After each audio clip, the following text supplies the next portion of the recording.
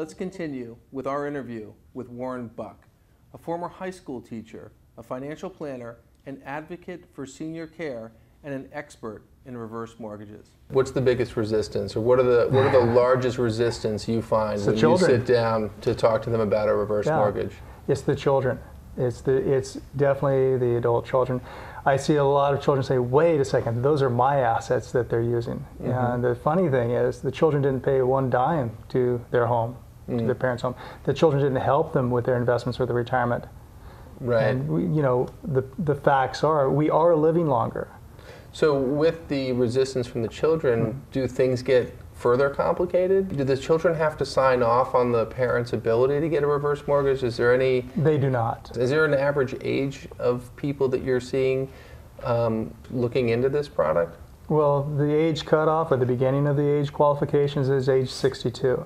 So I'm seeing more and more people at age 61 going on the internet and checking out what is there available for us. Interesting. So they're looking at, in the future, 1 to 5 years. Right. But they're looking into it. And with life expectancy going further, yes. I mean, we're living longer, we're more aware, we're healthier, we're active. Mm-hmm. If I get a reverse mortgage at 62 for 30 years, I could, at 92, aren't there things that happen towards the end of our lives that are expensive? Very expensive. It's very important that we realize it's a long expectancy when you're age 62. So the way I advise a 62-year-old is so much different from a 91-year-old.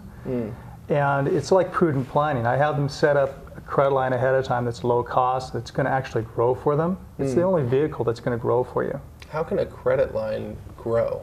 How is that possible? Oh, as the principal is paid down and then the value of the home increases? No, when someone secures even the new Saver line of credit, they save money on the closing cost. The credit line is set up, and the credit line is growing based on the expectation of the home growth itself. But it's growing on the prevailing interest rates. Like, what made you decide that you wanted to, jump the fence and participate on it's a very difficult sell, it's a complicated issue. You're dealing with things that are not necessarily, people don't like talking about, people's mortality and home care, and those issues are uncomfortable. Does it get complicated?